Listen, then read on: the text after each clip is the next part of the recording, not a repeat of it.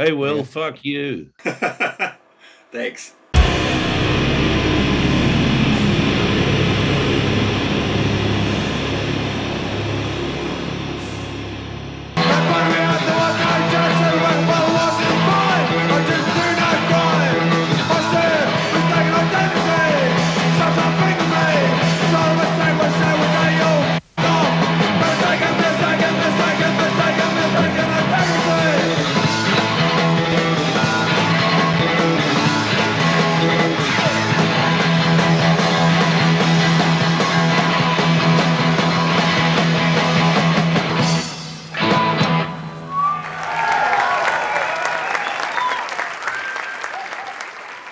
Hi, my name is Will, and welcome to the Distorted Transmission for today. I'm talking to a guy called Andrew, who is the face and personality behind Punk It Up. How are you, Andrew? How's it going? I'm good, mate. I'm good. Yeah. Things are good. Life is good.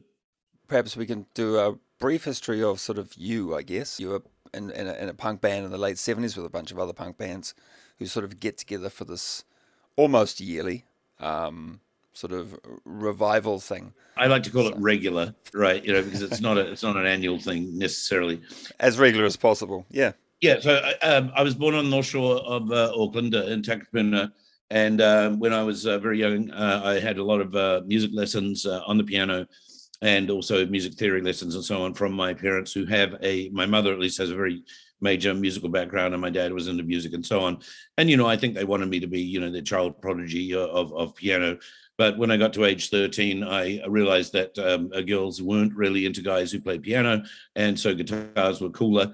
And so I started learning guitar, and all I had was a actual nylon string classical acoustic, which is not really rock and roll, but I did my best. And then I saved up my money and I bought myself an electric guitar and was kind of into it. And I had at the time, very interesting story. The teacher was this old hippie, and he'd cyclist style every single song, like rock song we wanted to hear off the radio, and he'd transpose it for us. And then the school I went to, Mark Sullivan, the bass, who ended up being the bass player of No Tag, actually went to that class. So I first met Mark Sullivan when I was like 12 years old. Right, Okay. not knowing in the years to come, I'd be, in 2022, I'd be still getting on the stage with him. Eternally entwined. Yeah.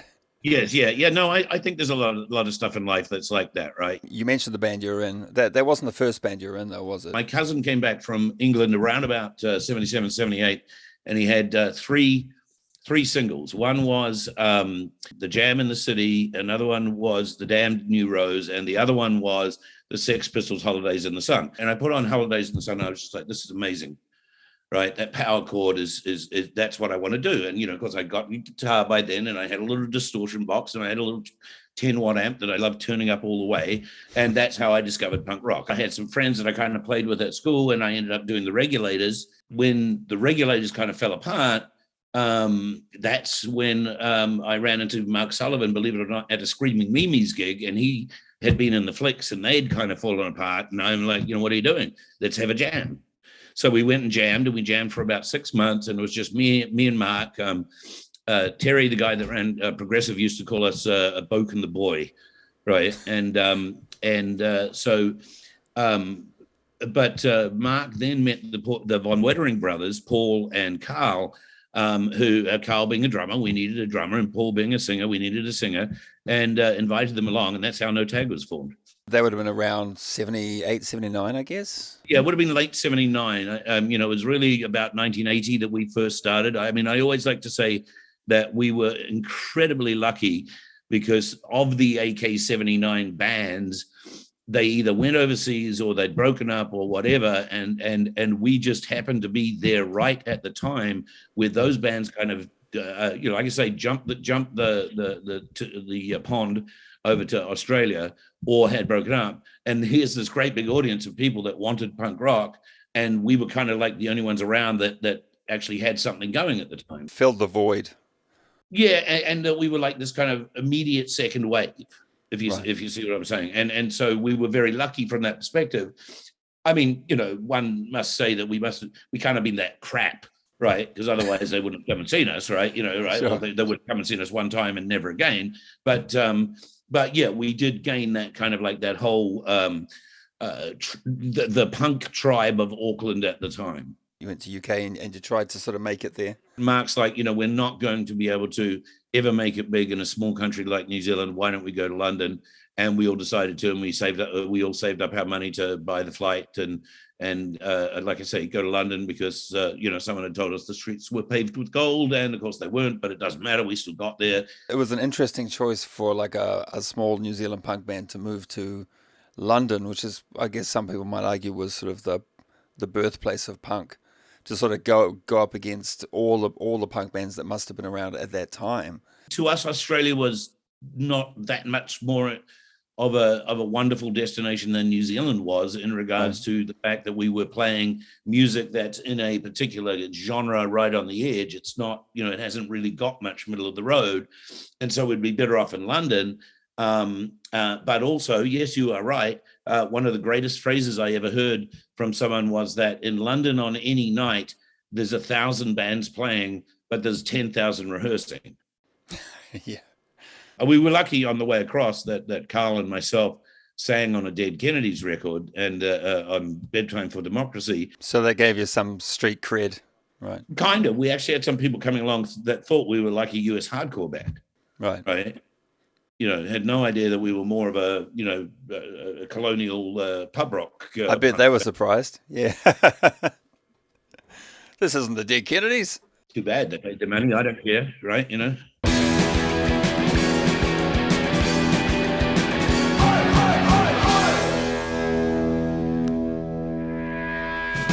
The one that I filmed, that was the last one, I believe. Was that 4? Yeah, that was number 4. Yeah. Okay.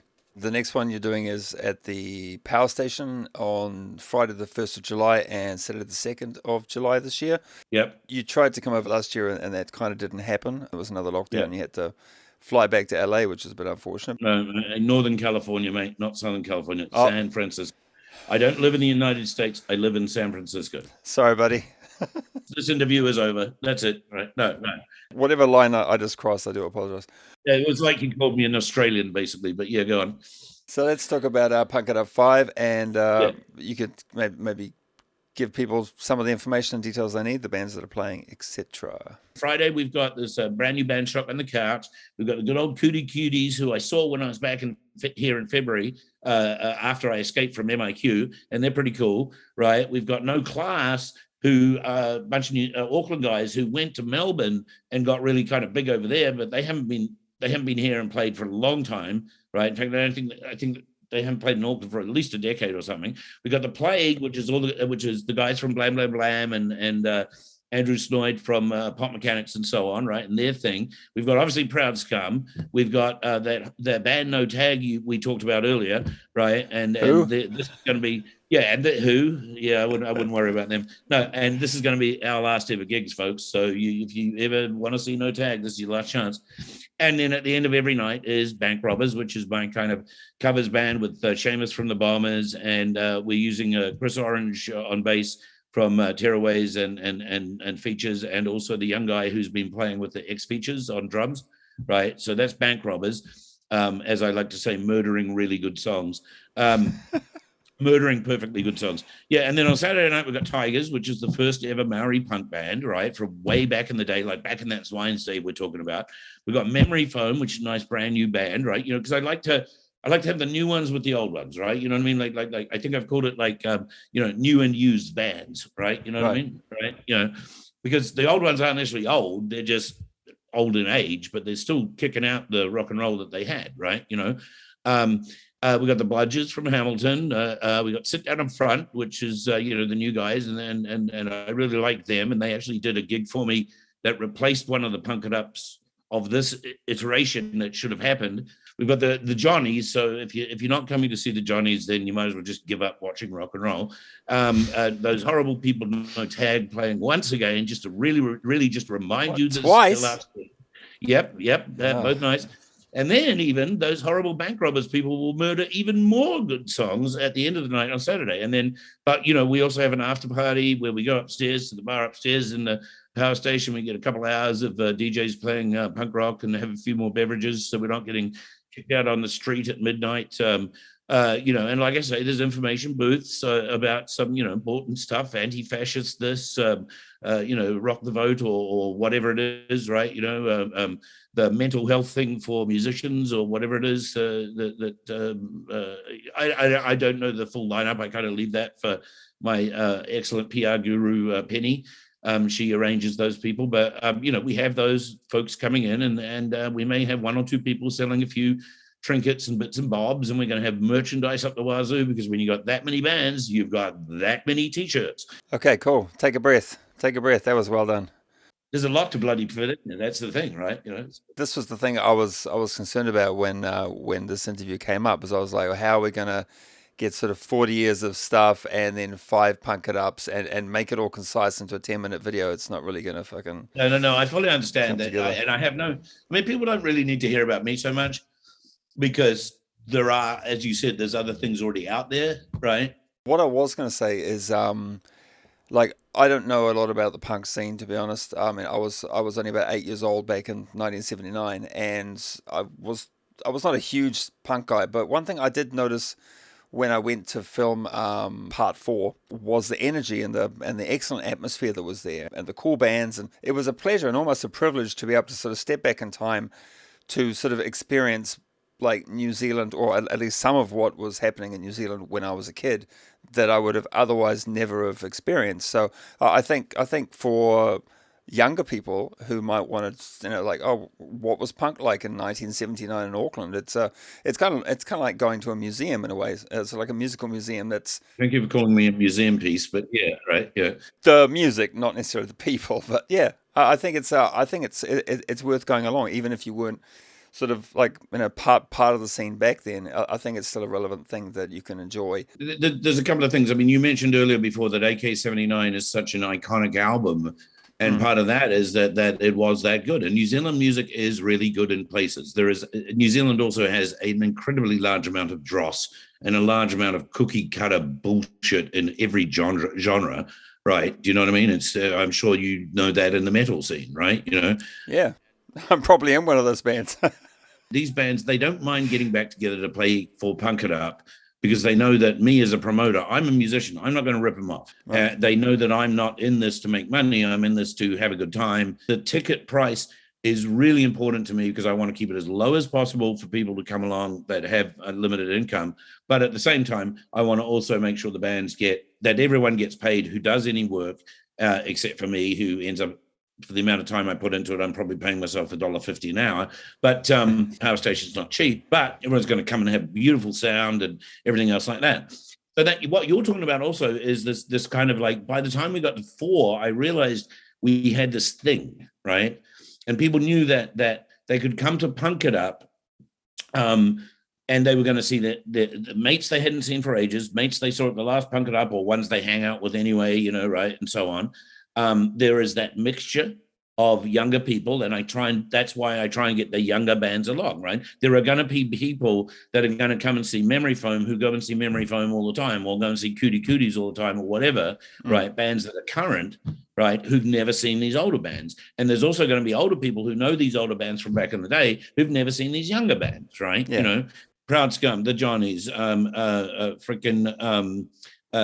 Plague, No Class, the Bludgers, people like that. These guys aren't shabby, horrible punk rock bands that are going to get up with all their guitars out of tune and the drummer's going to start before the bass player starts and all that, right? You're going to get some quality professional entertainment per se for your buck. The difference with your event is that it's like a window into a past that perhaps not everybody was privileged to witness.